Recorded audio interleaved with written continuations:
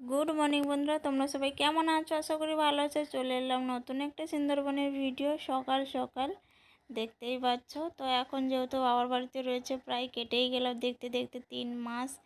আমাদের যাওয়ারও সময় হয়ে গেল। তো যাই হোক, এখনও তো আরও বাকি রয়েছে 4-5 দিন। তো যে কদিন রয়েছে তোমাদের সঙ্গে শেয়ার করতে থাকি। এখন দেখুন, বাবার বাড়িতে সকালবেলা মা ঘুম থেকে উঠে তালের মাড় বার করেছে। এখন যেহেতু গাছে তাল পাকা শুরু হয়ে গেছে, তালের পিঠে কিন্তু খেতে খুবই ভালো লাগে। তালের বড়া পিঠে, গুলগুলি, তালের নাড়ু, তালের রুটি যাই বানাও কিন্তু খেতে খুবই ভালো লাগে। যেহেতু আমি রয়েছি, সেই জন্য তাল পড়া শুরু হয়ে গেছে বলে তালের পিঠে উবড়ি বাবাদের বাড়িতে বানাচ্ছে। আর ওখানে বাড়িতে বাইরে থাকা হয়, তাল সেরকম একটা খাওয়া হয় না, পাওয়া যায় না। এখানে রয়েছে যেহেতু, সেই জন্যে খেয়ে নিচ্ছি। আর একটা চিন্তা ভাবনাও করেছি, তালের মাড় বের করে শুকনো করেও নিয়ে যাচ্ছি। তো যাই হোক, সেটাও তোমাদের সঙ্গে শেয়ার করছি। আর এই যে দেখুন, তালের মাড়টা আর সুজি আর ময়দা দিয়ে, চালের গুঁড়ো দিয়ে আর চিনি নুন দিয়ে সব কিছু দিয়ে ভালো করে মাখিয়ে নিয়েছে। এটাকে গুলগুলি তৈরি করবে। আমার মেয়ে এদিকে দেখুন নমক দিয়ে দিচ্ছে বারবার ওর মধ্যে।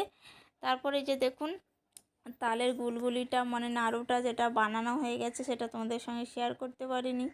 এই যে দেখুন কত সুন্দর নরম হয়েছে, খেতেও কিন্তু খুব ভালো। তো এখন আমি বাটির মধ্যে নিয়ে নেব। আমি আর আমার মেয়ে খাবো। আমার মেয়ে কিন্তু ঘুম থেকে এইমাত্র উঠেছে, ও ব্রাশ করছে। আর আমি এদিকে এগুলো তালের পিঠেগুলো বাটির মধ্যে নিয়ে নিয়েছি। প্রায় অনেকের খাওয়া হয়ে গেছে। আমি একটু দেরি করে উঠেছি, সেই জন্য একটু দেরি করে খাওয়া শুরু করলাম। আর এখন দেখুন, এই যে বাইরে চলে এসেছে। আজকে ওয়েদারটা একটু হালকা সুন্দর রয়েছে, বৃষ্টি হয়নি। সকাল সকাল ঘুম থেকে উঠেই যে আমার মেয়ে বাইরে খেলা করছিল, তারপর ওকে বললাম যে একটু এই বেঞ্চিটা পাতা রয়েছে, ওটা বসে পড়, ওটার মধ্যে বসে বসে খাওয়া দাওয়া করবো। সেই জন্য মেয়ে বসে পড়েছে। আর বাইরে প্রচুর বৃষ্টির কারণে বাবাদের বাইরে পুরো একদম জঙ্গল হয়ে গেছিলো। অনেকটা অল্প অল্প করে মা পরিষ্কার করছে। তো আজকেরও করছে। এই যে দেখুন, এই যে শলা চাংড়ি রয়েছে, এই চাংড়ির নিচটা আজকের অনেকটাই পরিষ্কার করে ফেলেছে। পুরো বাইরটা কিন্তু একদম জঙ্গলে হয়েছিল। রোজই অল্প অল্প করে মা পরিষ্কার করছে। আর এই যে ঘাসগুলো ছিল সব গরুকে দিয়ে দিচ্ছে। আর এই দেখুন কত ছোট ছোট শলা ধরেছে। দেখুন প্রচুর শলা ধরেছে ছোট ছোট।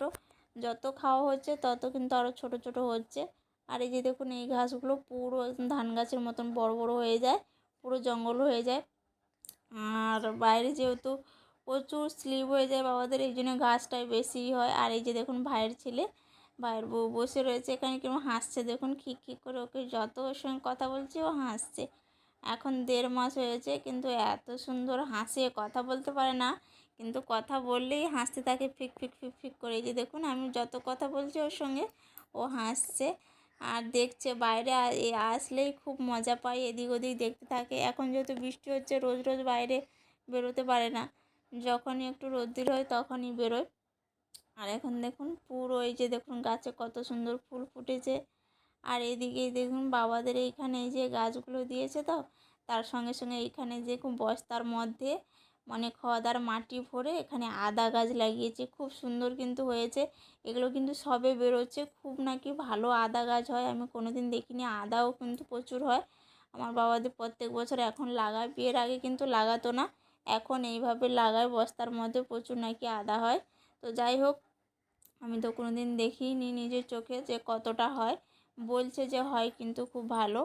তো যারা যারা গ্রামে থাকো, ট্রাই করোনি, তারা অবশ্যই ট্রাই করে দেখো। এইভাবে বস্তার মধ্যে খদার মাটি ভরে আদা লাগালে কিন্তু ভালোই নাকি আদা হয়, মানে বাগানের থেকেও নাকি ভালো আদা হয়।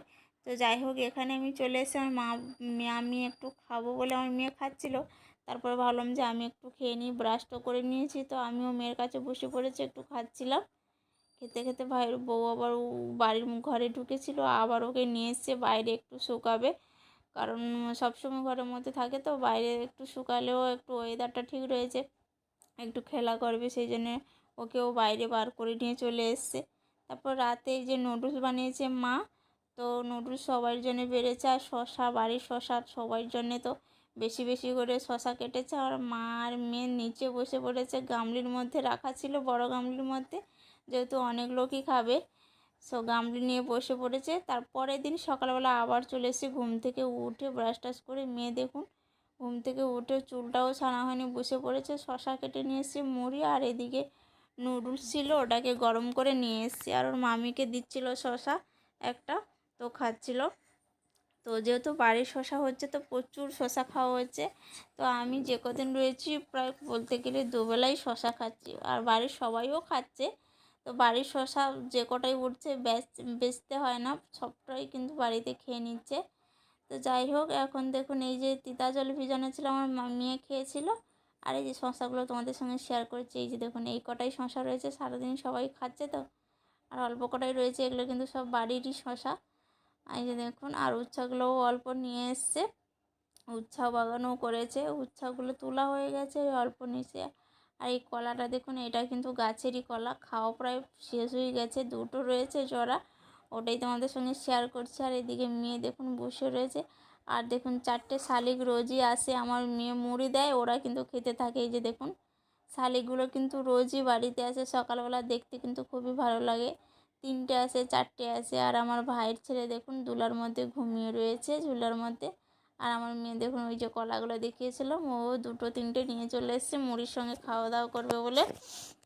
আর এদিকে দেখুন একটু বেলা হয়েছে, ওর মামি ওকে শাড়ি পরাতে লেগে গেছে, সাজুগুজু করাতে লেগে গেছে। ও বলছিল শাড়ি পরবে, শাড়ি পরার প্রচণ্ড ইচ্ছে আমার মেয়ে, সব সময় যেন শাড়ি পরবে বলতে থাকে, সেই জন্য ওর মামি শাড়ি নিয়ে এসে ওকে সাজিয়ে দিচ্ছে।